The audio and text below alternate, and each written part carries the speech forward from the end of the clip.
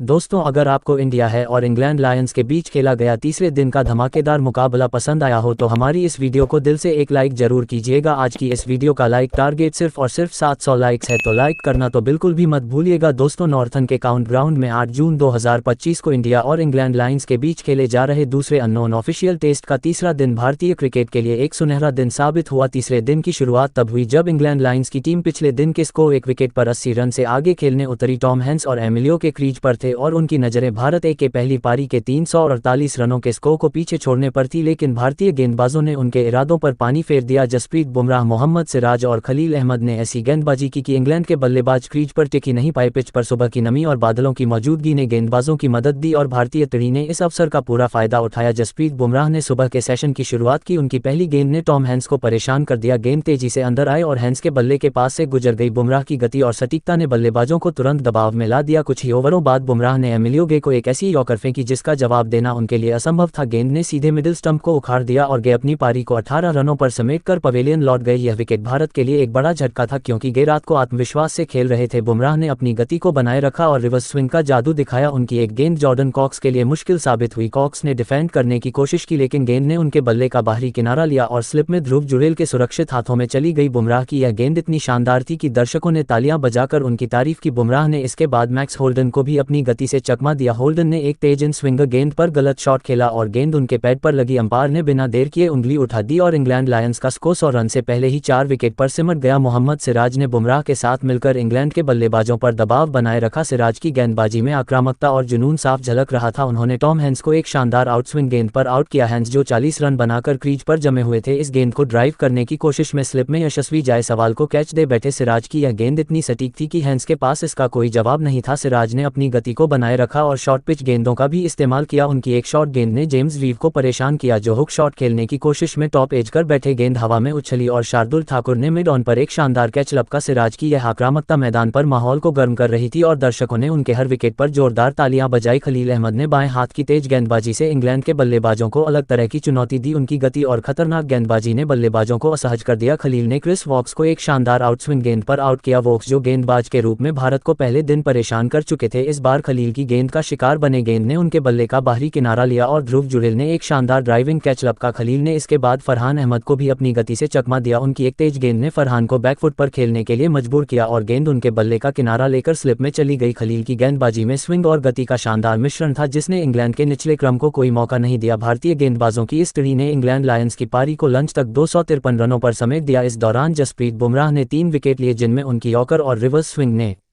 England के बल्लेबाजों को घुटने टेकने के लिए मजबूर कर दिया। मोहम्मद सिराज ने भी 3 विकेट हासिल किए और उनकी आक्रामकता ने इंग्लैंड के मिडिल ऑन ऑर्डर को तोड़ दिया। खलील अहमद ने 2 विकेट लिए और उनकी बाएं हाथ की गति ने इंग्लैंड के बल्लेबाजों को परेशान किया। शार्दुल ठाकुर और अंशुल कंबोज ने भी एक विकेट लिया जिसने भारत को पहली पारी में 95 रनों की महत्वपूर्ण बढ़त दिलाई। यह एक ऐसा प्रदर्शन था जो न केवल भारत की गेंदबाजी की गहराई को दर्शाता था बल्कि आगामी टेस्ट सीरीज के लिए भी एक मजबूत संदेश देता था। लंच के बाद इंडिया की दूसरी पारी शुरू हुई। यशस्वी जायसवाल और केएल राहुल की सलामी जोड़ी क्रीज पर उतरी और दोनों ने इंग्लैंड लायंस के गेंदबाजों की बखिया उधेड़कर रख दिया। पिच अब बल्लेबाजी के लिए अनुकूल हो चुकी थी लेकिन क्रिस वॉक्स और जॉश टंग जैसे अनुभवी गेंदबाज शुरुआती सफलता की तलाश में थे, लेकिन यशस्वी और राहुल ने ऐसा खेल दिखाया कि इंग्लैंड के गेंदबाजों के पास कोई जवाब नहीं था। यशस्वी जायसवाल ने अपनी पारी की शुरुआत एक शानदार कवर ड्राइव के साथ की। क्रिस वॉक्स की गेंद पर उनका ये शॉट इतना सटीक था कि गेंद बिजली की तरह बाउंड्री के पार चली गई। यशस्वी ने अपनी आक्रामकता को बनाए रखा और जॉश टंग की एक शॉर्ट गेंद पर एक शानदार पुल शॉट खेला जो सीधे बाउंड्री के बाहर गया। उनकी बल्लेबाजी में बेखौफ अंदाज साफ दिख रहा था। उन्होंने फरहान अहमद की गेंद पर एक लॉफ्टेड कवर ड्राइव लगाया जो दर्शकों की तालियों का हकदार था। यशस्वी ने एक मौके पर क्रिस वॉक्स की गेंद पर एक शानदार लगाया जो स्टैंड्स में जाकर गिरा। ये शॉट उनकी आक्रामकता और आत्मविश्वास का प्रतीक था। यशस्वी ने 60 गेंदों में 7 चौकों और 2 की मदद से 64 रन बनाए। उनकी पारी ने भारत को तेज शुरुआत दी और इंग्लैंड के गेंदबाजों पर दबाव बनाया, लेकिन उनकी अटैकिंग पारी उनके लिए मुसीबत बन गई जब उन्होंने रेहान अहमद की गेंद पर एक बड़ा शॉट खेलने की कोशिश की। गेंद हवा में उछली और एमिलियो गे ने एक शानदार कैच लपक लिया। यशस्वी के आउट होने पर भारत का स्कोर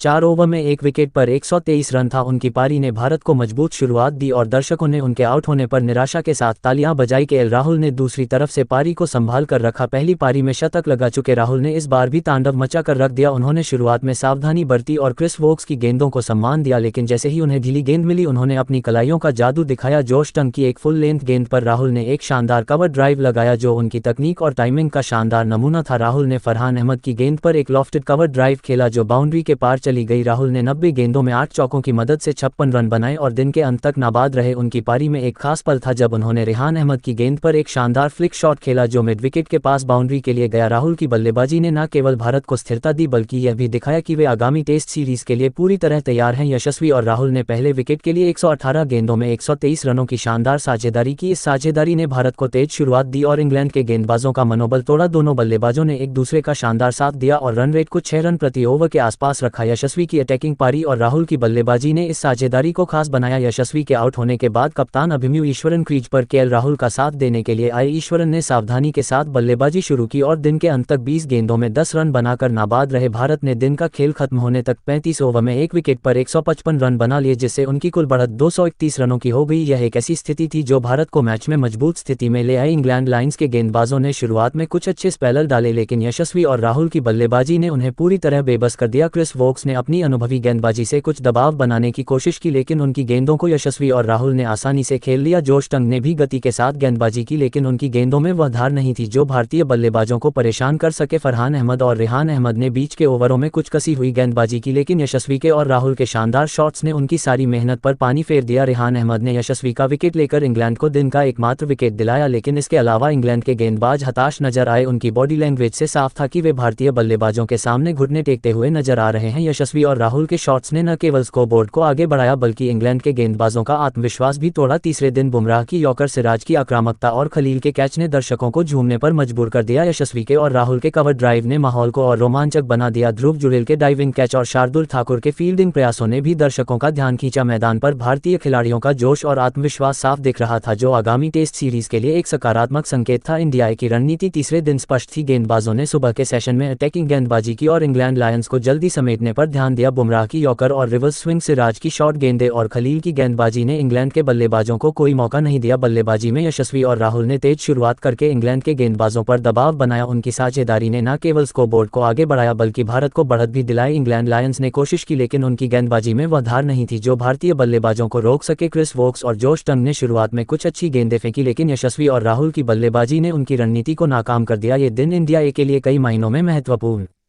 था। जसप्रीत बुमराह की गेंदबाजी ने यह साबित किया कि वे आगामी टेस्ट सीरीज में भारत के लिए सबसे बड़े हथियार होंगे। उनकी यॉर्कर और रिवर्स स्विंग ने इंग्लैंड के बल्लेबाजों को परेशान किया और यह प्रदर्शन सीनियर टीम के लिए एक सकारात्मक संकेत है। मोहम्मद सिराज की आक्रामकता और खलील अहमद की बाएं हाथ की गति ने भारत की गेंदबाजी की गहराई को दिखाया। बल्लेबाजी में यशस्वी जायसवाल की अटैकिंग पारी और केएल राहुल की बल्लेबाजी ने यह साबित किया कि वे टेस्ट सीरीज में भारत की सलामी जोड़ी के लिए मजबूत दावेदार हैं। यशस्वी की बेखौफ बल्लेबाजी और राहुल ने इंग्लैंड के गेंदबाजों को बेबस कर दिया। ये प्रदर्शन न केवल इंडिया ए के लिए बल्कि सीनियर टीम के लिए भी एक मजबूत संदेश है। तीसरे दिन का खेल पूरी तरह भारत ए के नाम रहा। जसप्रीत बुमराह, मोहम्मद सिराज और खलील अहमद की घातक गेंदबाजी ने इंग्लैंड लायंस को लंच तक 253 रनों पर समेट दिया जिससे भारत को 95 रनों की बढ़त पहले ही पारी में मिली। इसके बाद यशस्वी जायसवाल और केएल राहुल की शानदार बल्लेबाजी ने इंग्लैंड के गेंदबाजों को बेबस कर दिया और दिन के अंत तक भारत ने 231 रनों की बढ़त हासिल कर ली। ये दिन भारतीय खिलाड़ियों की प्रतिभा, जुनून और रणनीति का शानदार प्रदर्शन था। अगले दिन का खेल और रोमांचक होने का वादा करता है क्योंकि भारत इस बढ़त को और मजबूत करने की कोशिश करेगा। लेकिन दोस्तों, अब आपको क्या लगता है इस नॉन ऑफिशियल टेस्ट मैच को इंडिया और इंग्लैंड लायंस में कौन सी टीम अपने नाम करेगी? आप खुद नीचे कमेंट करके बताएं और क्रिकेट जगत से संबंधित ऐसी ही नई वीडियो के लिए हमारे चैनल को जरूर सब्सक्राइब करिए। धन्यवाद।